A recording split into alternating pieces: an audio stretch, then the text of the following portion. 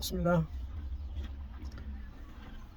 طبعا تكلمنا بالقصة والذي تخص واقعية، وهي في بلادي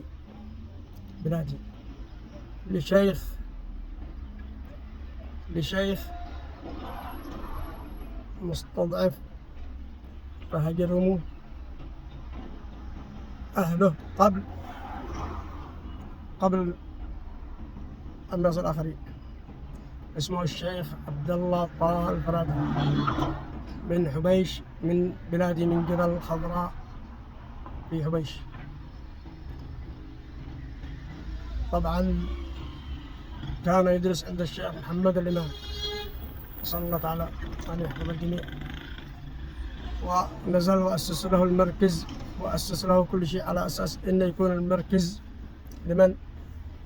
للشيخ عبد الله طه. فالناس على ما تكلموا، نزل الشيخ محمد الإمام إلى المركز وتكلم وقال: أنا أشتي أطرحه في مركز أن يستحق الشخص هذا أن يجلس في هذا المركز. والناس استجابوا له في هذا وتكلموا ونفذوا، فحاولوا أن يشلوا الدعومات من كل أهل البلاد، الممسى الذي في البلاد في جبل الخضراء وفي خارج في حبيش كاملة. فتأسس المركز إلى مركز علم، فكان الناس يدرسوا الأطفال ويدرسوا هذا كل شيء.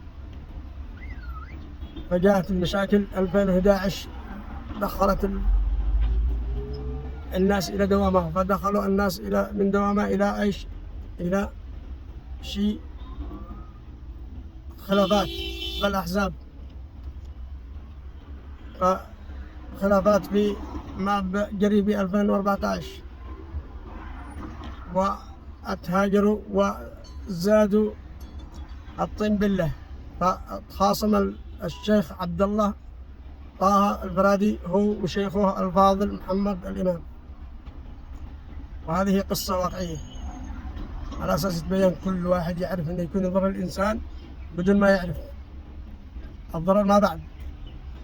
الشيخ محمد الإمام منع المادة التي كان يديها، زي ما نقول الراشد المعيشي، الأكل الشرب الذي كان يديها للشيخ عبد الله من تحت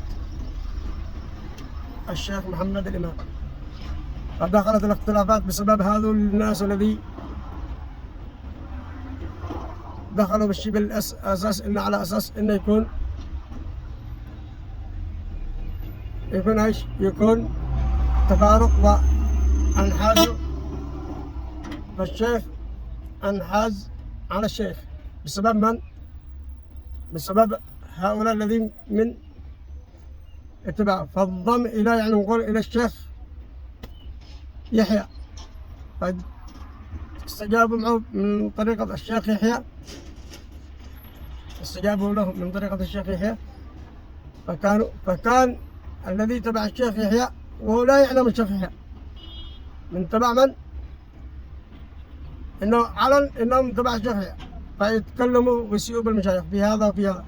فالذي فرق بين الشيخ مقبل والشيخ عبد الله طه هو بقى يفرق بين الشيخ يحيى والشيخ عبد الله.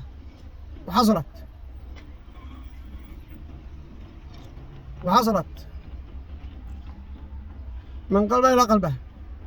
فالشيخ عبد الله، احنا دحين في قصة الشيخ عبد الله، انحازوا اللي كانوا تبع الشيخ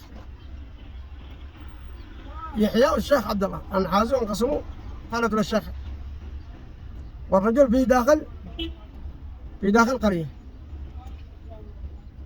داخل قرية على أساس إنه إيش؟ إنه مستني على أساس إنه هذه حق الناس يدومي على أساس إنه. فشوهوا بإيش؟ الدخل.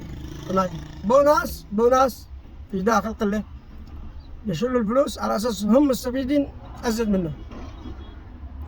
فحرموا الشيء هذا على الشيخ، فجابوا الاختلاط بالشيء بالارض بكذا فخلوا الدنيا كانه حتى الان على ما توصل يعني تجي تقابل الواحد اللي يقول لك ما بش معه مشايخ، ما بش معه طلاب ولا معه.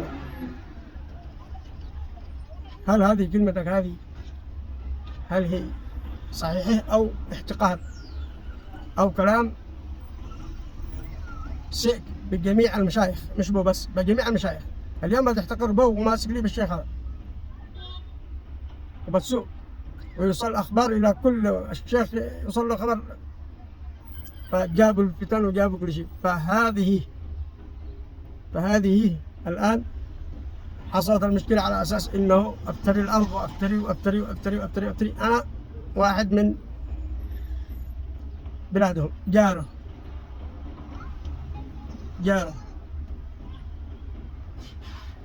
لو أعرف إن بينه شيء ولا بينه أنه ولا بينه، فكل الناس يأخذ الغل من الشيخ بسبب شيء، مثلا بسبب أولاده كانوا يمشوا مع عيال اللي كانوا يدرسوا عنده العقال، فمعهم والمادة ما مش معهم أموال. لو دخلوا بحاجات ببلاوي، لو نقول مثلا يعني محتاجين فلوس ضروري إنه يدخل هذا على أساس.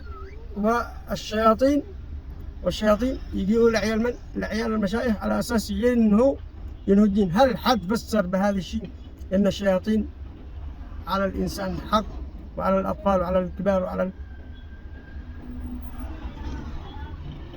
والله تعالى ذكرهم بالقرآن الشياطين تعزهم أجزاء لإيش؟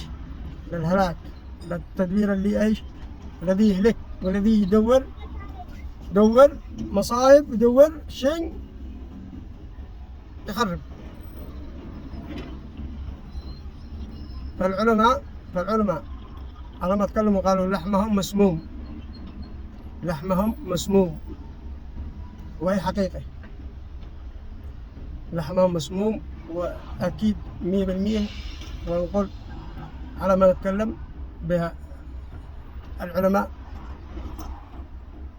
وطبعا وما نقولش يعني طبعا كل العلماء كل واحد ما، فإحنا ندل على كل من هو متقي نيته لله مش الشخص ولا شيء. ففرقوا بينه وعمه على اساس المقطع الاول تقول يعني دخلنا، بس احنا ندي الان الغاز كله ما فيش حاجه واضحه. ففرقوا بين عمه من حوالي البلاد، مثل ما فرقوا اللي كانوا يدوا الماده ويدوا اللي كان معهم رؤوس مال يدعموا من شان الشيخ، فشوهوا بسبب ايش؟ بسبب انه طمع وانه فهو نفسه بدل ما كان عياله يطلعوا عيال مشايخ، الضر على نفسه ان عياله يشتغلوا يطلب الله. الان معه واحد ضايع كان يبكي ليل ونهار هو وزوجته، حد رذيل حالته، حد قال انه كذا ولا كذا ولا كذا. ليش تدخلوا بالشيء وانتم ما تعرفوش ايش ضر الانسان، ولا تعرفوا ايش الذي المعنى الذي هو كان هو يشتي يوصله. فكل شيء ما هو يفعله الصح خوفا من الله وليس خوفا منكم ولا من هذا ولا من هذا. كلامكم كله شارعوا مو على اساس انه نهب وانه بز وانه طيب. الشيخ محمد الامام نزل للبلاد على اساس ايش؟ ان المركز له وليس له، على اساس يقيم به لله، مش انه لدعومات تبزوها على اساس ان انتم تدوها للمركز وما توصلوا ريال. هي كانت بالالاف، تجيب الالاف. والله لو كان واحد جيب بلا الشهر 5000 ريال كانت بتكفوا. قطعوا عليه كله. محمد الامام اقتطع له الماده ما عديش. فدخل الشيطان بين اللظى وشوهوا لك بالشيخ وردوه إلى ايش؟ الاحتقار. ماشي عنده طلاب، ماشي عنده ماشي، فرجع خلي عياله يشتغلوا، فتح الله عليهم، بنوا فوق البيت بيت 3 دور. انا اللي من البلاد الان عمري 7 سنين، بس على ما ابصر القصه كل الناس افتراء، وكل واحد مشجي اذنه على اساس انه ايش؟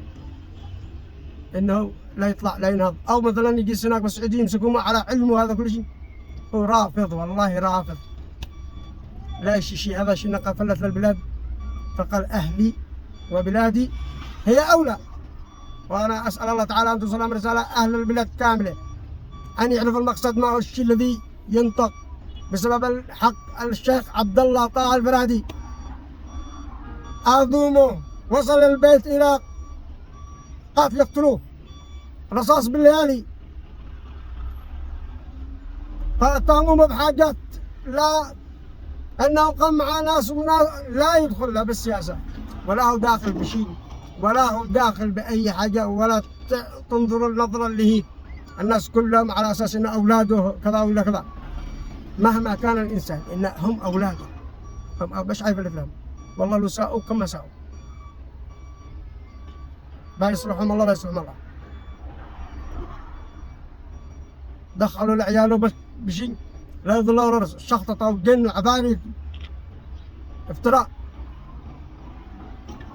فهذه القصة الواقعية، وأسأل الله تعالى أن أصحاب بلادي يعرفوا المقصد الذي أنا أتكلمه على أساس يعرفوا بحقه، لأنه القرار يجي من هنا، من الداخل، من أهل البلاد. اتقوا الله بالرجل واتقوا الله بما تتكلمون، وهذا كل واحد نحسب عليه صغير وكبير، كل واحد يعرف الشيخ ويعرف لفظه بس، وايش النوايا اللي ناوي. لو هو سيء او شيء او حاجه او اي بنتكلم ايش نقعد روح حتى لو يعني اني روح. والله قالوا ب 2009 على اساس انه يبزوا من الامارات، رفض، والان السعوديه بحاجه توجته ورافض، وانا الزم على هذا. والسلام عليكم ورحمه الله.